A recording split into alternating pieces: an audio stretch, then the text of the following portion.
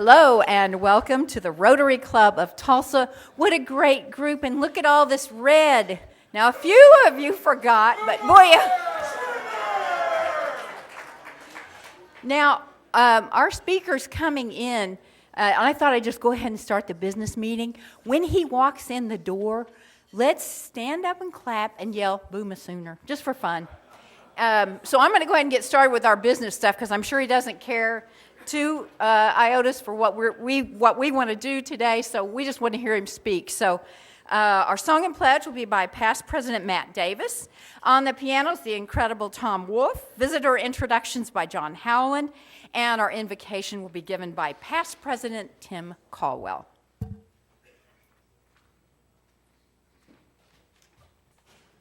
Thank you, President Karen. Let's pray. Father God, we thank you for this gathering of community leaders and bless our work in Tulsa and around the world in the spirit of service above self. We ask for our absent speaker today and his work on behalf of all of Oklahoma, but especially for his influence on tomorrow's leaders who are being educated at the University of Oklahoma. We pray for the leaders of all the institutions of higher learning in our state. Give them ample blessings of wisdom, creativity, discernment, and negotiating skills as together we face very difficult economic times in our state. Lift us up now and open doors that will lead to peace, prosperity, and goodwill wherever Rotarians have an influence around the world. In your name we pray. Amen.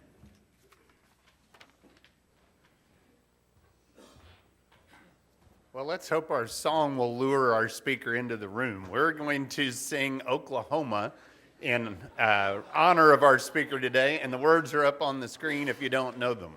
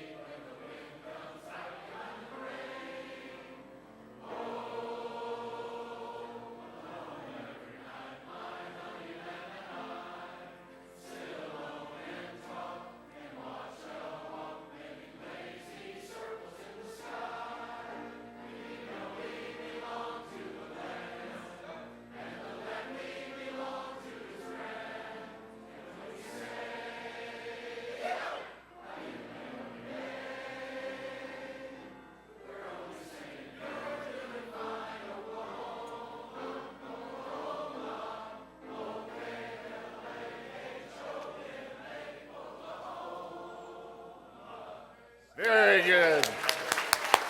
And look what happened. In walks President Boren. Sooner!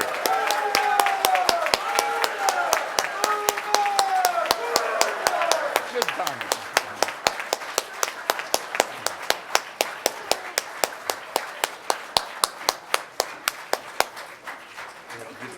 Yes, Okay. President Boren, that is our way of saying welcome to Tulsa and our Rotary Club. Right timing. I stayed out there until I heard Oklahoma. And before you sit down, we're going to do the pledge. So. If you'll join me in the pledge. I pledge allegiance to the flag of the United States of America and to the republic for which it stands, one nation under God, indivisible, with liberty and justice for all.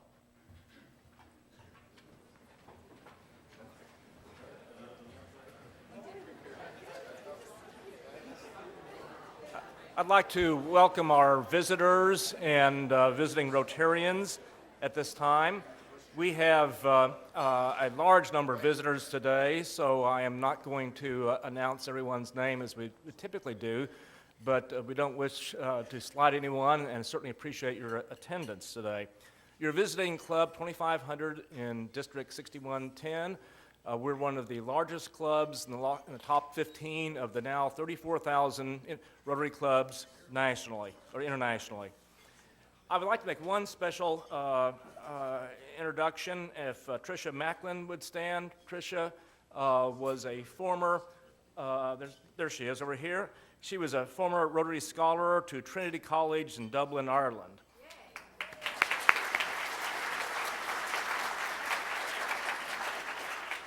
At this time, would all of the visitors with your host Rotarians please stand and be recognized as a group?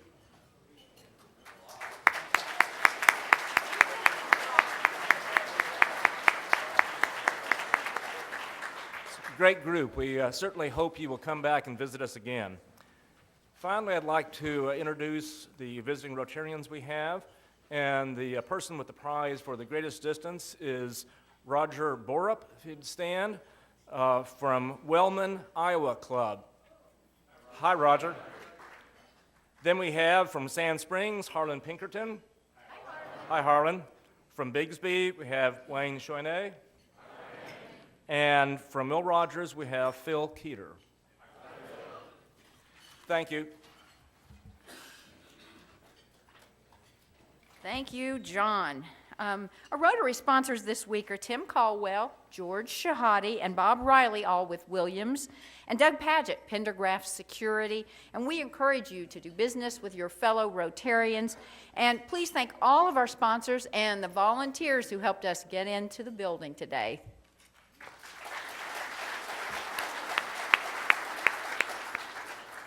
Committee meetings today, Club Foundation Development, room 233.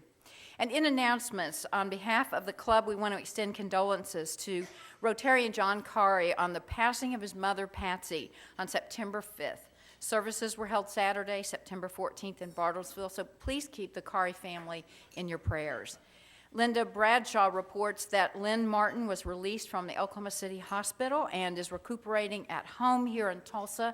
She's going to need some assistance with routine errands for a while, so let Rotary Cares Chairman Margot Mitchell know if you could help out. This Saturday is our work day at Medical Supplies Network, and there's a sheet on your table. They only have a few people signed up, so they could really use some help. If you've never done it, it's a whole lot of fun. It's just a good bonding time with other Rotarians. So please let Ben Wyndham know, or just fill out the sheet and let him know you can help out. Brenda Melancon also asked that I remind you raffle tickets for the MSNI fundraiser are still available. That Mercedes could be yours. See Ben Wyndham, David Peterson, or Brenda for more details. And in other announcement, John Raines, come on down. I'll zip up here real fast to tell you about the zip line opportunity we have coming up. October the 6th at 1 o'clock at Post Oak Lodge. That's just right over here, about that far. And it's a really nice facility. It's beautiful. The weather will be great. We're going to have a weenie roast. So it'll be lunch at 1. You can come straight from your activities Sunday morning straight to the lunch. And there'll be plenty of activities. There'll be horseshoes, nature walks, volleyball, fishing if you bring your own rod and bait, And the option to zip line, you can sign up for a zip line. You're going to have to get behind Linda Bradshaw. She's already on board for that. If you're not into all the physical activities and you're into nature, there's also another opportunity. There'll be a private tour. Go through the back door to see the progress on the new botanical gardens. So from 2 to 4, you can come, eat, play, mix, and then go look at the progress of the botanical gardens just next door. So I invite you to do an early bird sign up. There's a sheet on your table that says $17.50. If you sign up today, it's $15 a person. Next week is the last week to sign up. It goes up to $17.50 next week. And I want you to know there's a great thing about this event.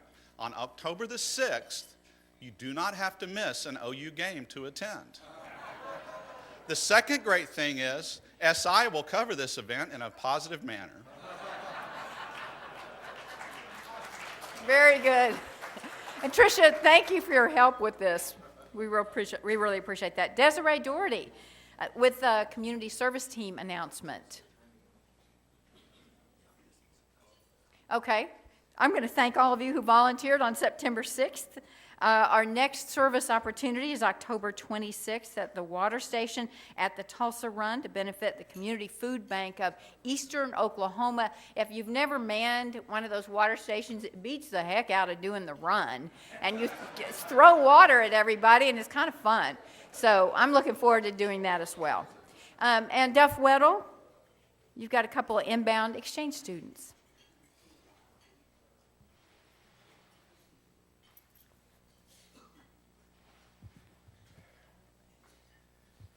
Thank you, President Karen. I'd like to introduce our two inbound foreign exchange students this year, which the club is sponsoring.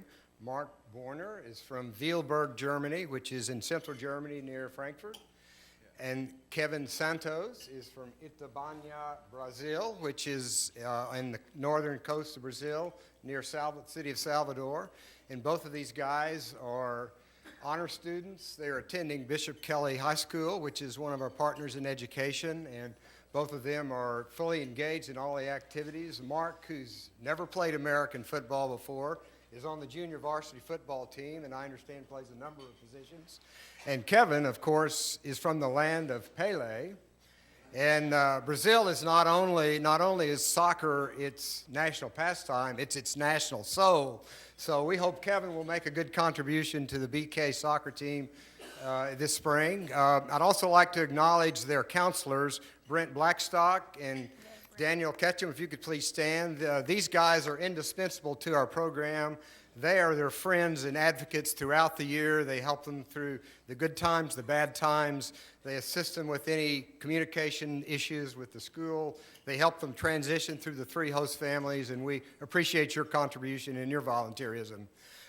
Finally, just a quick note about their travel experiences while getting here. They, along with the 8,000 other international Rotary Exchange students, are required to travel from their country of origin to their country and city of destination alone. And for a 15 or 16-year-old student, this can sometimes present some incredible issues and experiences. Mark, his had an unfruitful or an uneventful trip here. I think his plane actually landed on time. Kevin, on the other hand, had a different experience. Kevin missed his connecting flight in Dallas. And poor Kevin, this is the first time he'd ever been out of his home country. All alone, not knowing what to do, he calls his mom in Brazil, and to make a long story short, through a lot of good communication and coordination, we were able to get Kevin on a plane here, safe and sound, and after his 14-hour ordeal, he arrived safe in our city. And Trish Kirkstra was with our welcoming delegation and met him at the airport and approached him and gave him a great big Rotary hug and a warm, hearty welcome to Oklahoma. And President Karen, can you guess what the first words out of Kevin's mouth were when he arrived here? I cannot. Boomer Sooner!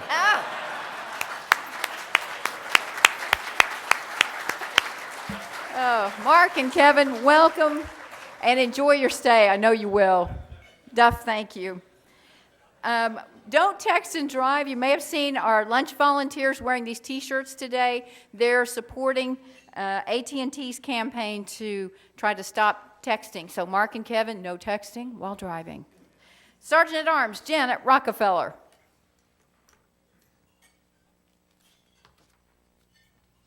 Hello, wonderful crowd today.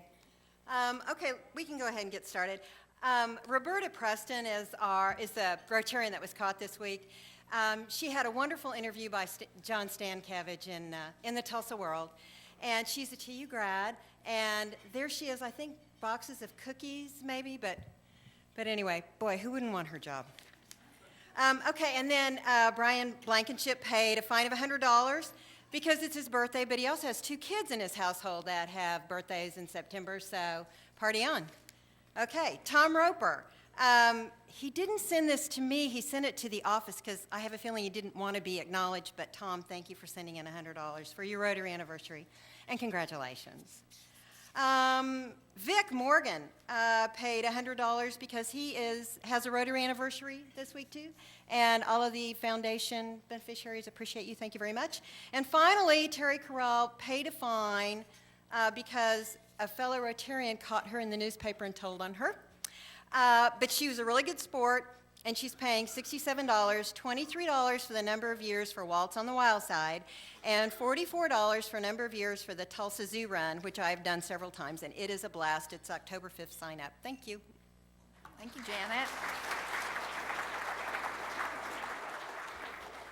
President Boren is a huge draw. You can tell that by all of the folks here and those folks wearing red. So Mary Ward is here, and President Boren noticed you immediately when he walked in. We're so glad to have you. And Mickey Immel, he served on the OU Board of Regents. He's a fellow Rotarian, and we're so happy to see you today, Mickey.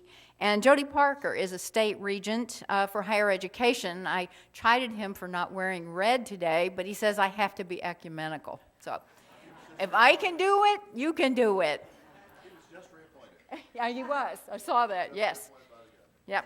So anyway, thank you for being here, all of you. Our Rotarian of the day is a Paul Harris Fellow, a Club Foundation Fellow, pillar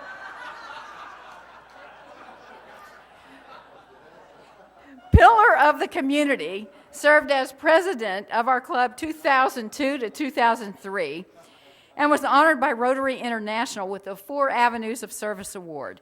Monette Hall is named for Ed's great-grandfather, who founded the law school and served as the first dean. Ed's daughter, Tori, is a sophomore at OU. Our Rotarian of the day is also known as Mr. OU, Mr. I Can't Wear Enough Red, past President Ed Monette.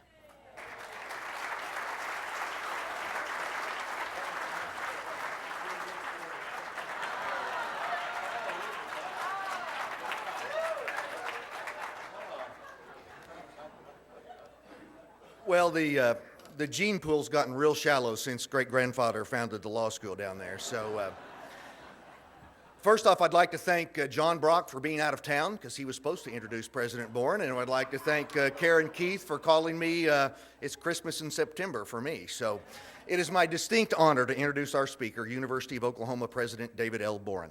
If you haven't had a chance to read about President Boren on our club's website or on the card on your table, I encourage you to do so later. Let me give you a couple of highlights, though. President Boren graduated from Yale University in the top 1% of his class and was elected to the Phi Beta Kappa. He was selected as a Rhodes Scholar and earned his master's degree in philosophy, politics, and economics from Oxford University in England. He received his law degree from the University of Oklahoma, Monette Hall, where he was voted outstanding graduate by the faculty. He was Oklahoma's governor from 1974 to 1978, the youngest governor in the nation at the time. He served in the U.S. Senate from 1979 to 1994 and was the longest-serving chairman of the Senate Select Committee on Intelligence. He retired from the Senate in 1994 and was named president of the University of Oklahoma that same year. Since 1994, OU's donor base has grown from 18,000 to over 107,000. In President Boren's first 10 years as president, over $1 billion in private gifts were donated to OU. In 2004, President Boren received the Maurice Cup from the Maurice Association at Yale University. It was noted that he was the first graduate in Yale's 300-year history to have been a governor, a senator, and a president of a major university. Throughout his entire career in politics and education, President Boren has put education, and in particular education of Oklahomans, as his priority. I am convinced that no one has done more for our state and our state's future than our speaker. Rotarians and guests, please welcome the president of the University of Oklahoma, David Boren. Oh, thank you very much. Thank you. Thank you, Ed. Thank you all very much. I really appreciate that understated welcome very, very much. You know, I was feeling really good about coming back. I was counting up the times that I've spoken to this Rotary Club, and I think this is the 20th anniversary speech of my very first time that I've spoken to this group, and it's always wonderful to come back. And I was feeling really good about that till I heard that John went all the way out of town to avoid introducing me to this group today. But Ed, I really appreciate you standing in, and I appreciate your daughter being here, who is now great-granddaughter of the first dean of the law school. The law school's been going well over 100 years, and this is getting to be sort of a theme with me, especially after freshman convocation. We have all the freshmen together and their parents, and the parents are saying goodbye, leaving them here, leaving their students there with us, and it's becoming, I'm used to people coming and say, oh, you know my parents, oh, you know my grandparents. Now they're coming up all the time saying, and you know my great grandparents. You knew them really well. So I don't know exactly what that says, but some of the special guests have already been introduced that I wanted to introduce, but our regents are in town meeting today, by the way, so that's the reason I will be on time. I don't like to leave them alone very long out at the campus. You never know. Might be my last opportunity to speak to this group as president of the University of Oklahoma. You never know. But Jerry and Paula Clancy are down here, the president of OU Tulsa, and they provide great leadership here in Leland and Alexander too. So I want to give a special welcome to them. Mickey's already been mentioned. I think Kathy Taylor, who is here, is a great alumnus of the university and a great supporter of the university. She is here, and I especially want to say it's not polite to give an age, so I will not give an age, but it begins with a 9 and a birthday that is coming up, and it's more to the middle of that area. But Mary Ward is here today, and for a long time, the Ward family has been like a members of the Ward family. Her late husband, Charlie, who was the executive assistant to the Speaker of the House for many years, was a mentor to me, and he had retired. And long ago, he had said, if you made a promise to me that if I would ever run for office, and particularly if I were ever in federal office, in either the House or the Senate, that he would come out of retirement, be my chief of staff. And he was so many years. So, Mary, would you just wave at the crowd? Mary Ward has meant so much to me and so much to the state of Oklahoma. We really appreciate it. Well, I will do the best I can, as I say, to be brief today and not to leave that group out there by themselves for too long, but they are all meeting there, and Mickey and others who served on that board know the kind of problems that they can get into. This has been a great year for us and one to celebrate, and I could spend my time just celebrating some of the things that have been happening at the University of Oklahoma this year. It's been a joy to be a part of it, but one of the things that happened this year that's never happened in my lifetime at any university, public or private, in the United States, and not at Harvard, not at Yale, not at Stanford, not at Chicago, not at MIT. No public or private university has ever, in the lifetime of all of us in this room, had in the graduating class a Rhodes Scholar. There are 32 in the United States. A Marshall Scholar, they go to Britain. There are 36 in the United States. A Mitchell Scholar, and Ireland was mentioned. They go to Ireland. There are only 12 of them selected in the United States. A Goldwater Scholar in the area of strength in math and science. A Truman Scholarship in the area of civic leadership, and Fulbright Scholars in the areas of international studies. No university has ever had all 6 of those scholarship winners in their graduating class until this year. I charge the students to tell me it's the University of Oklahoma that had all 6.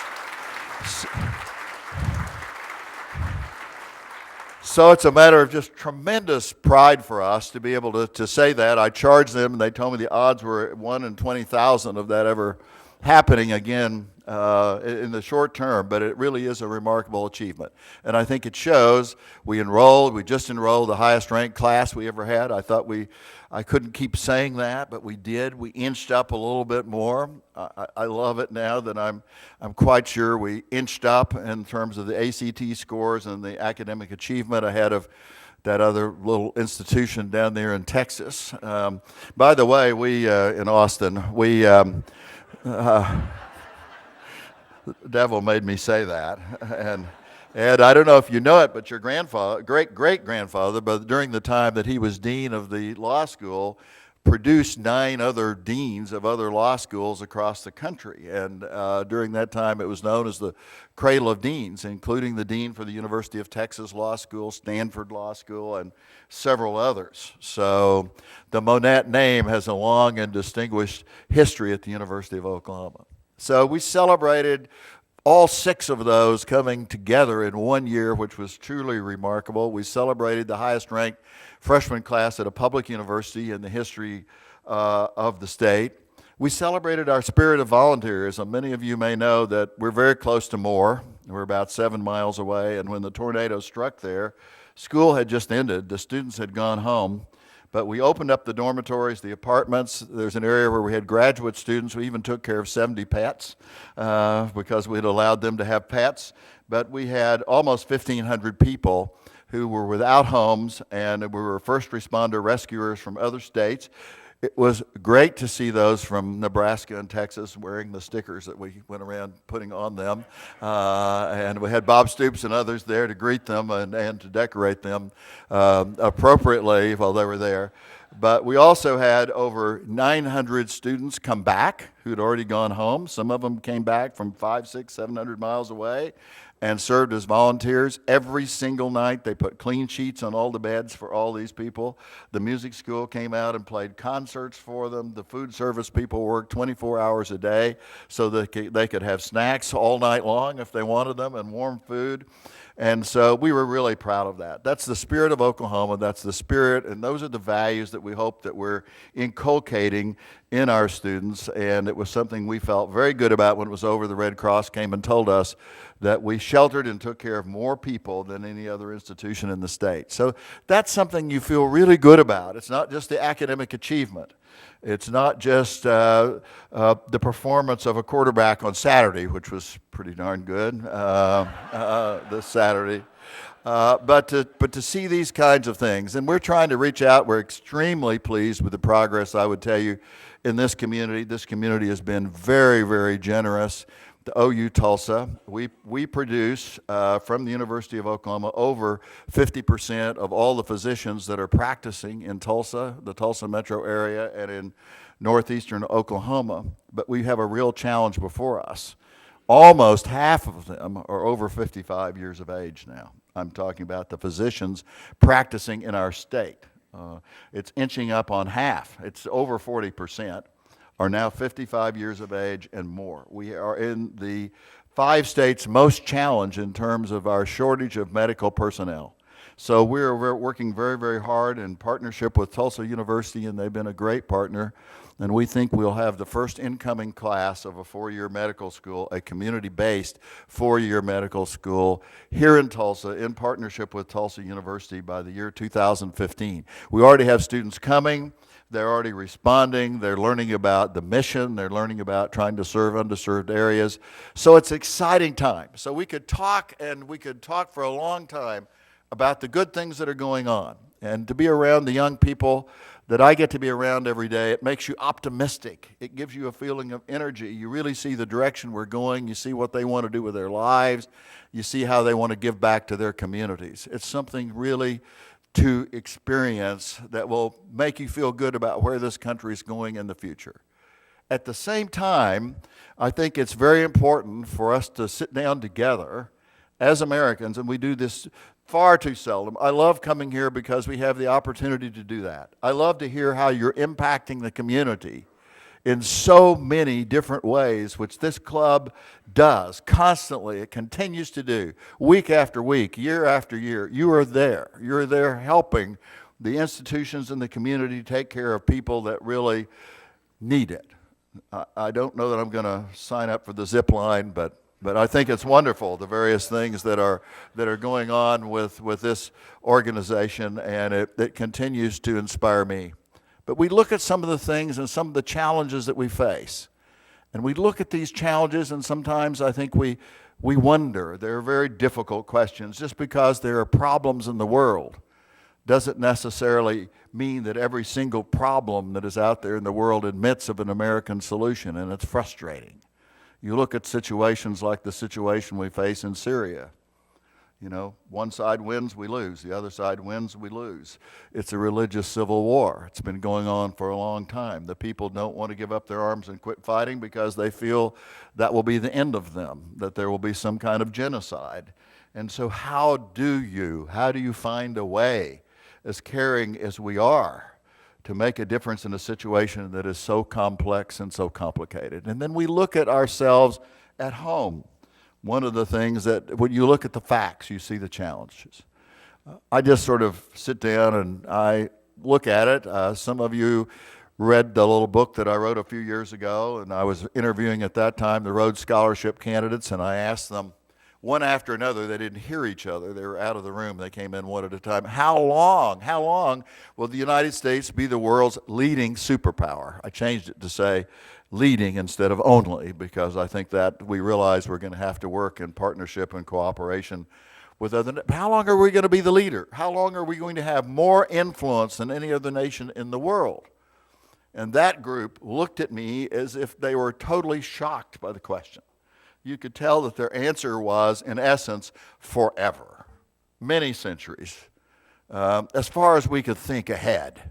That's how long the United States was going to be the leading nation in the world. I asked my honors class that I teach, I'm still teaching every semester, the Intro to American Government and Politics and Political Science. I asked them, and there were probably, I would say we had 20 students. I think about 14 of them or 15 of them were National Merit Scholars. They were an incredibly talented group of students. I had them guess.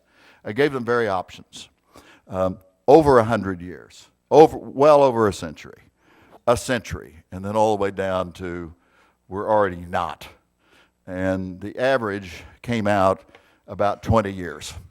That was the average in the class. So we've gone from a period in 10 years in terms of perceptions to forever in 10 years that we're going to be the leading nation in the world, to them saying we might have 20 good years before we cease being the leading nation in the world and the most influential nation in the world. And so there's been a dramatic shift in the way we view ourselves. And you have to sit back and you say, why is that? Why has there been such a dramatic shift in the way that we look at each other? Well, you look at the facts, you begin to see 2/3 of the American people in the most recent polls that came out, for example, said they didn't think their children and their grandchildren were going to have as many opportunities as they have had. They're going to live in a much more limited circumstance. We're losing about 1% of our share of the world's wealth every year. That's as fast a decline for any one nation as has been tracked in the last 60 or 70 years. We are facing other countries that are on the rise. China and India, for example, have economies growing at rates 2, 3, and sometimes 4 times as fast as ours. Projections are that within 25 years, and maybe that's how these students came out with this figure of approximately 20 years, that in this period of time, they will have gross national economies as large or larger than ours. Not yet per capita income, but gross national economies. But they have 10 times our population. If they decide to divert their resources in the military area, for example, they can be our military equals. We're now less than 6% of the world's population. How do we continue to influence what is going on in the rest of the world? And we see our share of the economic wealth of the world shrinking. We see in the United States, when we look at it, this really isn't, it's just an actual statement. It doesn't matter whether it's been Democratic presidents or Republican presidents. In the last 30 years, we have been seeing our middle class shrink approximately 1% a year, and it's been really uninterrupted. And this last week, we just saw that our income levels are more highly concentrated than they have ever been in the recorded history of this country. They've been keeping these statistics for more than 85 years. We reached a situation where the top 1% in this country receives more than 29% of the income, approximately 30% of the income each year. And there's only been one time it even comes close to rivaling that, and it was the year 1929. So we understand exactly what happens socially when that happens. We understand what happens when the top 10%, and this is a figure that came out last week, first time in the history of the United States, that the top 10% earned more than the bottom 90% put together. So what do we do? What does that do to social stability? What does that even do to us economically in terms of our ability to continue to grow? Because it not only means we have to grow our productivity, but we also have people that we must have people that are consumers. What about our trust in government and our satisfaction with government? And this has been something so fascinating to me because I wanted to know how my students feel about government, I sense it, but I wanted to try to find some scientific evidence. You can tell they don't have the same sort of sense that if you want to make a difference in your world and you want to build a better community or a better nation, you may serve on your school board, you may serve on your city council, you may serve in your state legislature, on and on and on, or at the federal level. These students don't have the same sense. Time Magazine has taken the same poll now for several years. Do you think your government usually does what is right? And by that, they mean the federal government. Do you think your government usually does what is right? And do you think your government cares about and represents people like you? When I was in college and taking this course, the answer was 84% said yes. 84% said that the government cared, represented people like them, cared about them, and usually did the right thing. By 1984, that number had fallen to 48%. And last year, at least during a period of 3 months last year, that number fell to 9%. Think that the government usually does what is right and that the government represents people like them.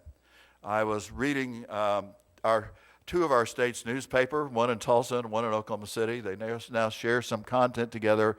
I was reading an editorial this morning, but I noted in the Tulsa World yesterday that this has been the first time period in which, in this particular geographic area of the state, that the fastest growing political group, growing 3 times faster. The Democrats were slightly shrinking, trying to hold their own. The Republicans were slightly growing, and the group that was expanding much more rapidly than any other were the independents. I asked my class the other day, and again, it's this age group, 18 to 21. Are you Democrats? Are you Republicans? Or are you mainly independents? The independents got 70% in the room. For the first time in the history of the United States, last year, this is the first time this has ever happened. They polled people all across this country. They evened out all the red states and the blue states and the rest of it. And for the first time, more people self-identified themselves in the national poll as independents than either Republicans or Democrats. So we're living through a period of time in which so many things are bombarding us, so many things are coming up at us at the same time. Our debt, we understand, is racing out of control. We don't seem to be able to have the political will. We cannot get the political consensus to take action now. For example, Simpson and Bowles tried to point out that if we just took action to go back to the rate of taxation after the Reagan tax cut, which was something I voted for when I was a member of the U.S. Senate. I was in a minority in my party in supporting it, but we also voted for spending cuts. If you reformed Social Security, you took the Reagan tax rates, you reformed Social Security and other entitlement programs by raising the retirement age over a 10-year period from 65 to 67, over a 10-year period, slowly and gradually. If you means-tested Medicare, we're talking about health insurance, should the government buy our health insurance? If you just put in over $1 million a year of free income as the test for you to qualify for Medicare besides being of a certain age, if you just did those 3 things, it would balance the budget in 5 years. Now, that's something that is not, those things are not without pain. They're not without some people making some sacrifices, most of us in this room making some sacrifices, but it would enable us to take charge of our future. For the first time last year, the debt of the United States was greater than our entire gross national product for the entire year.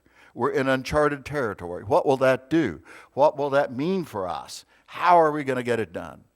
So we're swimming in that sea. We're swimming in that sea. We're struggling with what America's role in the world is. I mentioned Syria. What is our role in the world? Are we the world's policemen? Are we the world's policewomen? Are we the people that are to take all the burden, take on all the risks, share all the sacrifices? Tremendous difference, for example, between the way Bush the elder, and Bush the younger treated the situation in the Middle East. The first war in which we were involved to drive Saddam Hussein out of Kuwait, to prevent his invasion of South Africa, Saudi Arabia, we ended up costing the Treasury, costing U.S. taxpayers in the United States zero. Our casualties were limited to a few hundred, and the financial cost of that war was zero. Other countries, we had almost 100 countries participate in the coalition. They took a lot of time to make sure that Islamic units were the first ones on the front lines rather than those from Europe or the United States, so it didn't have religious overtones as one religious group fighting another. Other countries contributed that didn't send troops, like Japan. We had to refund about $60 million to Japan because they overpaid us in terms of their share. That's the first war. The second war, we cut taxes during the war. We're $3 million and counting if we put Afghanistan in, or $3 trillion and counting in terms of the unfunded costs if we put Iraq and Afghanistan together. So we face that. How do we deal with it? What is our role? How do we get our spending under control? How do we live in a situation where the Concord Coalition, which is a bipartisan group, tells us that within 20 years, all of the savings of all of us as Americans will be consumed by the government just to pay the interest on the national debt and entitlement programs. It will take it all. We won't have anything left for education, national defense, law enforcement, the other things we think of as functions of the federal government. So from this mixture of all of these things coming at us and us trying to process, and Dan Boren, who grew up in Tulsa and was educated in the public schools of Tulsa, became the Librarian of Congress, wrote once something he called Boren's Law. The more information we have, the less knowledge and understanding we have. We are covered up by the kinds of things that I just recited, and we try to make sense of them. And I think about the President's daily brief. I think about the poor person that every morning has to write a brief for the President of the United States in which you're supposed to go in. He has about, or she, has about 45 minutes with the President, and they're supposed to sit down and they say, since the last time I briefed you yesterday, here are the things that happened. Here are the things that could be real problems for you in the next 24 hours, the next 48 hours, the next week, the next month. And then they're supposed to, at least at the end, look ahead maybe 5 years, maybe 10 years out, and give them a few longer term things to look at. With the amount of information just during the time I served as intelligence chairman, and it pales in comparison with what has happened in the last, it's hard for me to believe, but in November I'll start 20 years at the University of Oklahoma. So you can imagine the technological explosion that's increased since then. So the amount of raw data coming from our satellites, all I can tell you is even if you have a roof over your head, don't be sure we can't look in and see. If you're reading a newspaper, walking down Main Street in Moscow, we can read everything on every piece of paper that you have. There are no such things as private, we know that now, as purely private conversations if they go outside. Even in your own home, we have ability to penetrate, I say we, intelligence services around the world have an ability, if they have a straight line view into your window, to hear your conversation from 2 or 3 or 4 miles away. So this has happened. And you think about probably just during the time that I served as chairman, the raw data, the information that came down on top of Langley, Virginia from all of our various means of collecting data probably increased 100-fold. Did the information which is included in the President's daily brief, did it improve or did it get worse? Boren said the more information we have, the less knowledge we have. We have to put it into historical context. We have to understand what it means. We have to separate the wheat from the chaff. So we are really challenged. We are really challenged. And I think I understand the polling data that 2/3 say we don't think the future is going to be as great for this country as the past. I think I understand my students when they say maybe we have 20 years in terms of being the most influential nation in the world. And I want to turn to them and say, no, that's not true. Compare us to the rest of the world. If we think China is ready to take off, and in some ways it has been, Think about the problem of bringing 2 or 3 totally different countries together. One along the coast that's highly developed, and certainly one internally that is somewhere stuck in the last century in some ways. How do you bring them together? How do you bring them together into one country? Think about the Soviet Union, the lack of trust and the transparency and fairness of the judicial system, and trying to bring investments in from the rest of the world to grow their economy. Think of Europe and all the problems they're having and their debt problems, which are small compared to ours, which in many ways teach us that if we take action sooner rather than later, we can avoid the kind of situations that we're seeing in Greece and other places in Europe today, where they also have a falling population and difficulty increasing their economic productivity. So, yes, we face challenges, but what nation in the world doesn't face challenges? And who is in a better position to lead the rest of the world than the United States? There are things we can do. There are things we must do if we're going to turn around the situation, and we're going to prove wrong those who want to limit our influence in the world, which has been so exceptional. No country's been as generous. No country's reached out as much. No country has recognized human dignity like this country. It is unique. I don't apologize for believing in the exceptionalism of this country. It is an exceptional country that has made an exceptional contribution to the world, not just to those of us who are lucky enough to be Americans. It's extraordinary, and it must continue. One of the ways we've always been first in the world is we've understood how we became great in the first place. We've understood our own history. We've understood how our government functions. It doesn't matter if people are going to be in construction, if they're going to be engineers, if they're going to be business people, if they're going to be in retail. It doesn't matter what they're going to be in. They're all going to be citizens. And so students don't learn what teachers don't teach.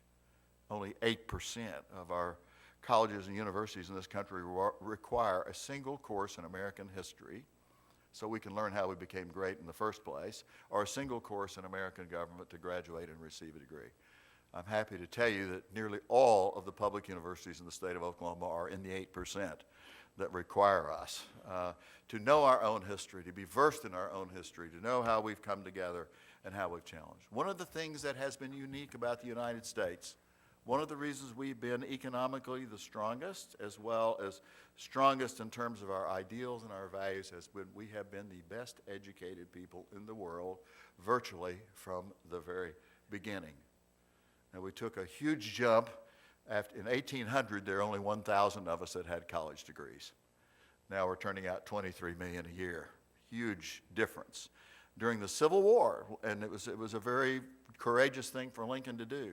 Lincoln created the Morrill Act, or the Morrill Act was passed. He signed it, he championed it, which basically created land-grant universities and public universities in the United States. And that's where the vast majority of those who are receiving college degrees are now going. And so we have always been, when Britain was requiring 6 years of basic education at the elementary level, and we were having the beginnings of the Industrial Revolution and the cotton gin and all these other things, we required 8. When they required 8, we moved toward moving more and more of our people to 12, and then we moved them into post-higher education. We have always led the world in being ahead of everyone else in the number of years of education and the changing educational opportunities for our people. That is changing, and we have to stop and decide if we're going to let it change. Without any vote by any of us, we are slowly but surely doing away with public higher education in this country.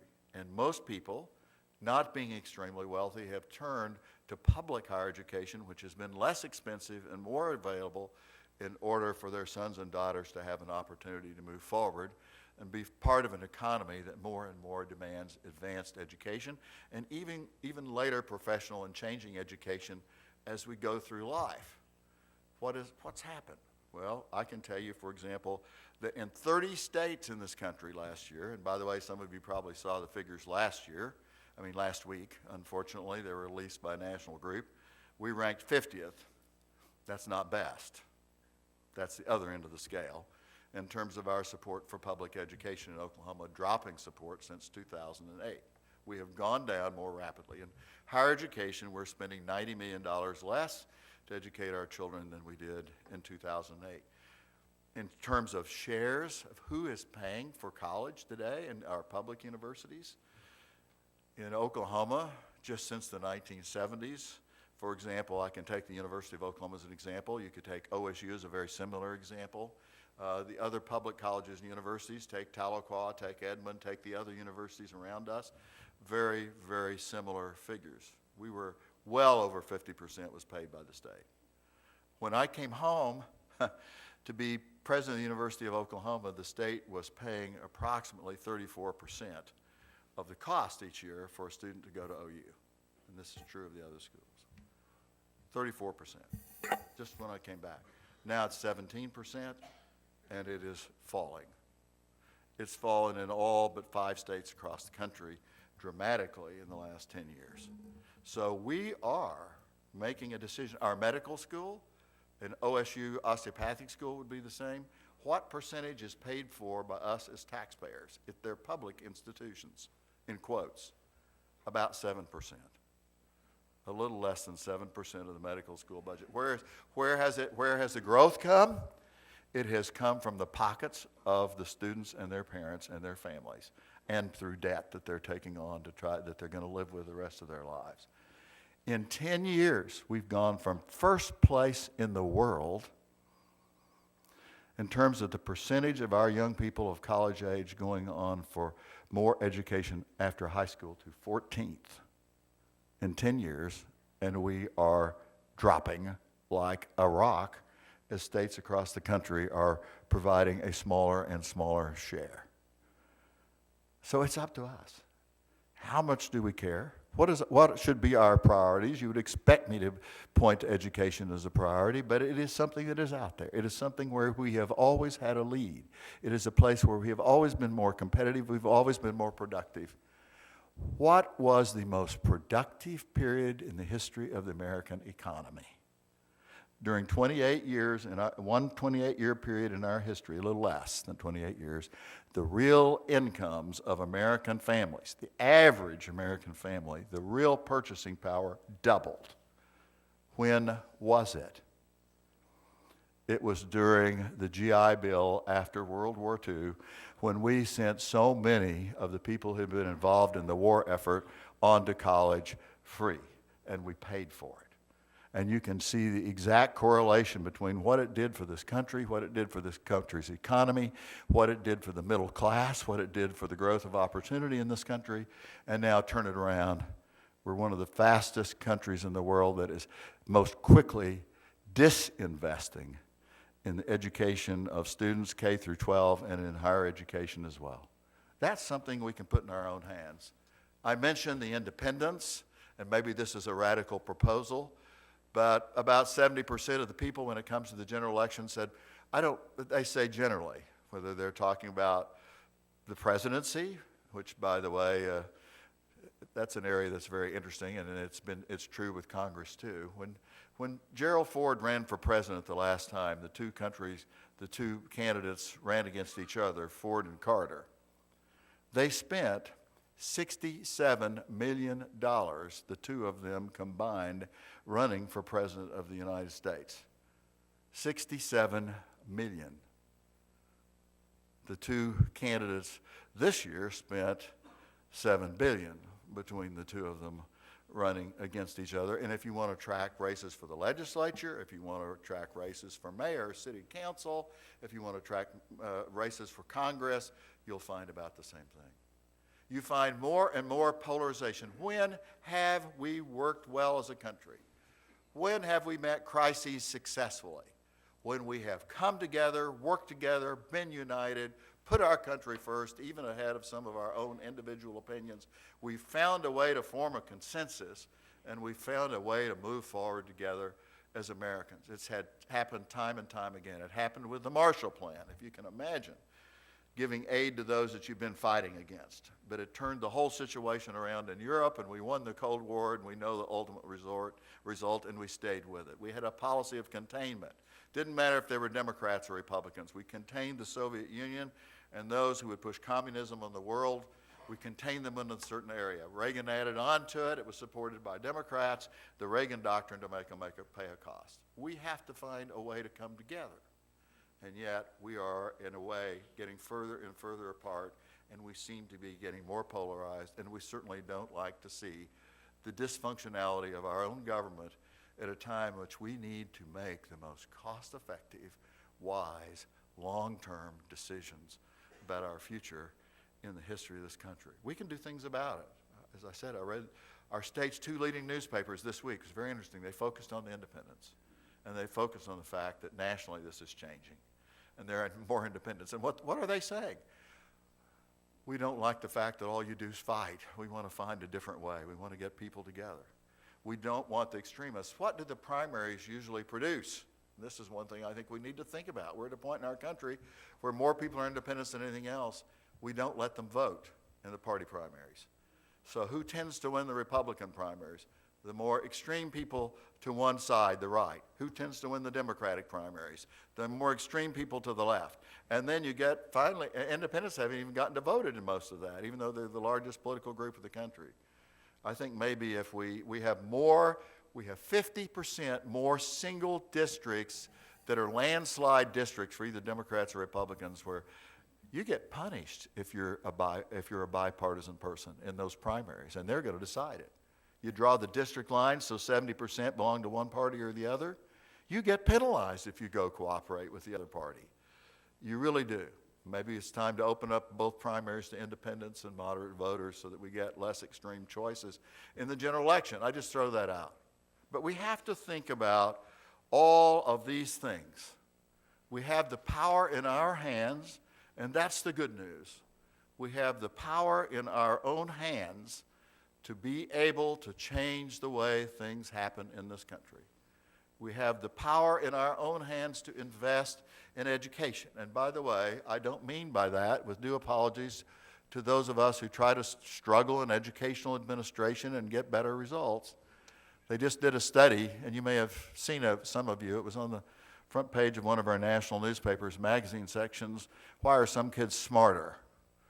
And they talked about a young girl from Oklahoma who went to school in Finland for a year. Finland, by the way, has, along with Singapore and others, they're spread all over the world. You take the top 5 or 6 countries in the world in terms of how their students score academically on standardized tests. Our students score around 25th in the world. That doesn't bode well for our future leadership of the world. They rank first in Finland in verbal skills and in math and science. And she was describing what she found. Was it a fancy classroom? Did they have whiteboards? Did they have a lot of equipment? No. Did they have a lot of races to the top, all sorts of schemes that if you get this way, you get that way, you get bureaucratic pats on the back and you move up and maybe you get a grant? No. You know what she found in Finland? Great teachers in the classroom. In the United States, we get about 60% of our teachers, 70% of our teachers from the bottom half of the graduating class. In Finland, they get 70% of their students from the top 20% of the graduating class. And why? They don't have a lot of bureaucracy. They don't have a lot of rules and regulation. They concentrate on one thing. They save all their money, and they do one thing. They raise the compensation and give more latitude to the teachers in the classroom and let good people become good teachers. The other day I was in a room like this.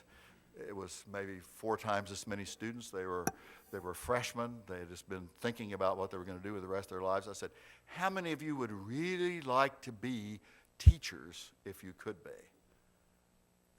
About half of the hands in the room went up. And that's not unexpected because they're going through this part of their lives in which teachers are so influential in terms of what they're thinking about and what they're doing. I said, how many of you are planning right now to become teachers? Maybe 2 or 3% of the hands went up. All the hands came down. I said, why? They said, because you cannot support your family.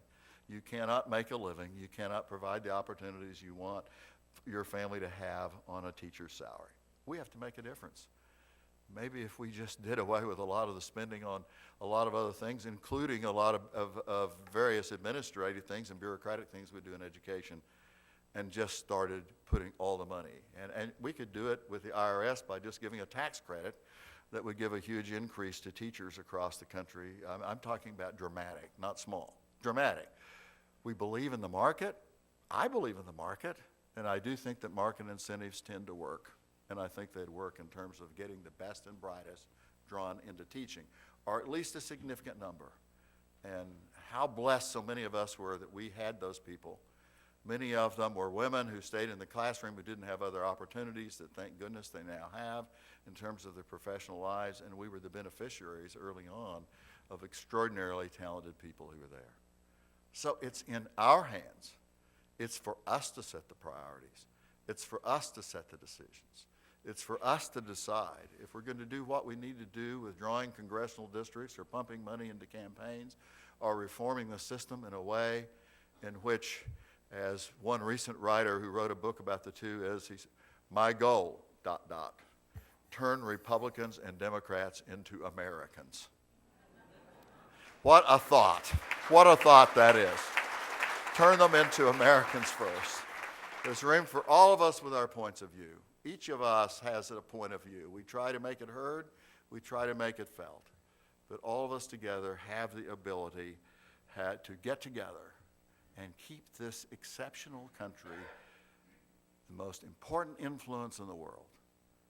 Not just for us and our children or grandchildren, but for the children and grandchildren of people living in every other part of the globe that are coming to adulthood, caring about their dignity, caring about their freedom, caring about their life circumstances. No country in the world has ever done so much for the rest of the world in human recorded history as this country of ours, the United States of America. We will never give up on it or its future, not now and not ever. Thank you very, very much for letting me come.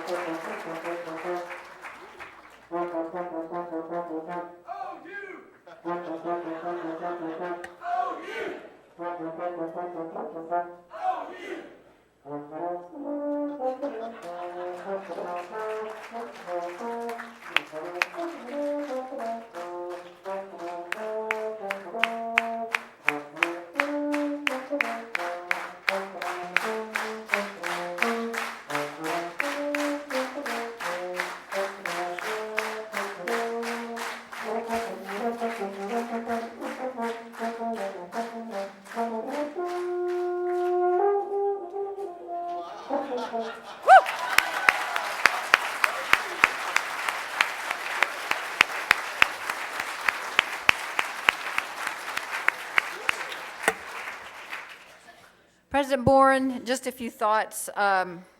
We thank you. I think we all got a glimpse of what it's like to be in Professor Boren's classroom. He's remarkable. I mean, thank you. I mean, at one point, I'm about to start crying, and then you leave me hopeful. So thank you. I cannot say enough about what you've done for Oklahoma University and this state and our country. And you know, it sounds so good when you say President Boren of OU. Wouldn't it sound even better, President Boren of the United States of America?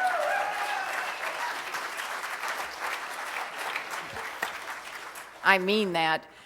A book in your honor will go to Celia Clinton, and I'll have to ask you to sign that for me. And it says, "Rolling on Route 66 with President of OU, David Boren." Steve Keim will be signing these books, by the way. He's a former Rotarian here and a member of the Rotary Club in Oklahoma City at Steve's Sundry this weekend. So stop by and see Steve and get a signed copy of his book. Upcoming programs, Judge Robert Henry. He'll be talking about the heart of the people's art. And those of you going to the 75th Diamond Jubilee celebrating the life of Will Rogers, any of you still out there that'll be going? You're going to actually get to hear Judge Robert Henry Thursday evening as he celebrates the life of Oklahoma's favorite son. And by the way, the master of ceremonies for that event, Jim Hartz, is right back here. He is also chairman of the Will Rogers Memorial Commission, and we are so delighted to have you back here at our club. Jim Hartz, thank you so much.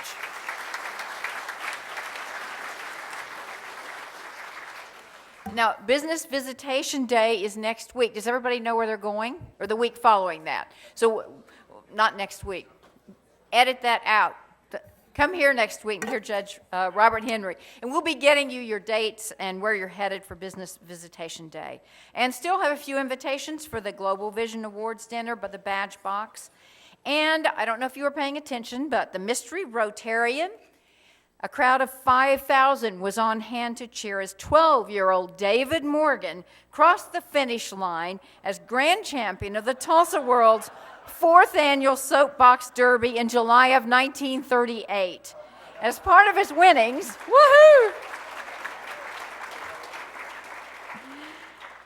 David had an all-expenses-paid trip to the national event in Akron, Ohio. Some of the local sponsors included Harry Clark of Clark's Closures and early cast of Beatrice Creamery. And some of you guys would recognize those old brands from here in Tulsa. And thank you to David's wife, Marlene, for setting that up. He had no idea, and that's why his face is red right now.